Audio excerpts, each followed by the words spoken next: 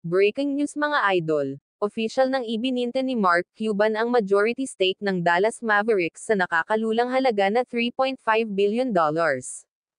Ibininta niya ito sa halagang approximately $3.5 billion kay Miriam Adelson na kung saan ang pamilyang ito ay mga casino tycoon.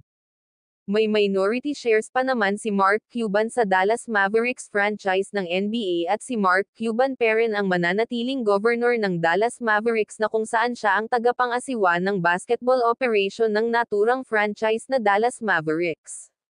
Walang mababagong pamamalakad ng Dallas Mavericks dahil ang shares lang naman ang bininta at walang mabago sa mga naging basketball operations nito.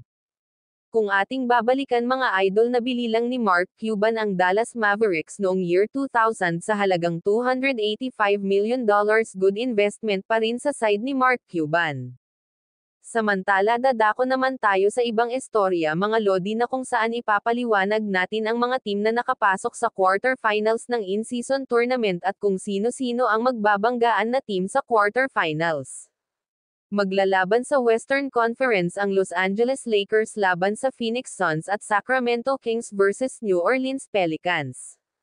Sa Eastern Conference bracket naman maglalaban sa quarterfinals ang Milwaukee Bucks versus New York Knicks at Indiana Pacers versus Boston Celtics.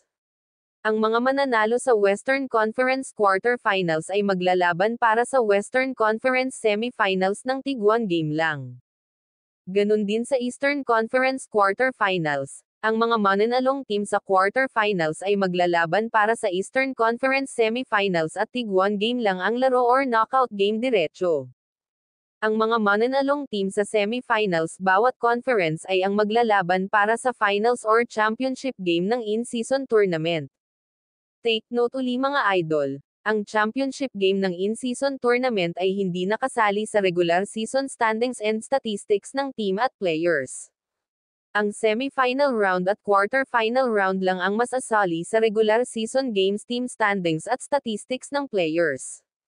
Ang pagkuha at pagpili ng MVP dito sa in-season tournament ay base sa kanilang mga laro sa elimination, quarter-final round at semi-final round na performance sa in-season tournament na mga games. Samantala sa ibang istorya naman mga lodi, Klay Thompson posibleng papasok na sa pre-agency ngayong off-season dahil wala umanong inoffer sa kanya ang Golden State Warriors na malaki-laking contract extension.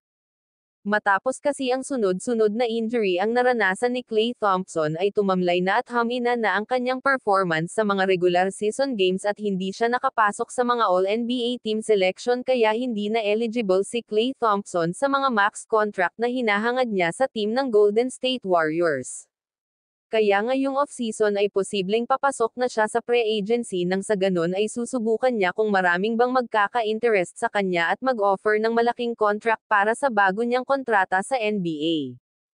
Sa kabilang istorya naman tayo mga idol, Zach LaVine gustong e-trade ng Chicago Bulls sa Los Angeles Lakers kapalit at kasama sa trade package si Austin Reaves.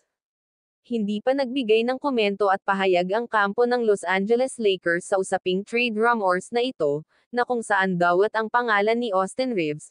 Alam naman natin na isa sa paboritong player ngayon ng mga fans ng Los Angeles Lakers ay kabilang si Austin Reaves. Kayo mga idol, anong masasabi nyo sa trade package between Austin Reaves and Zach LaVine? Comment lang kayo sa baba.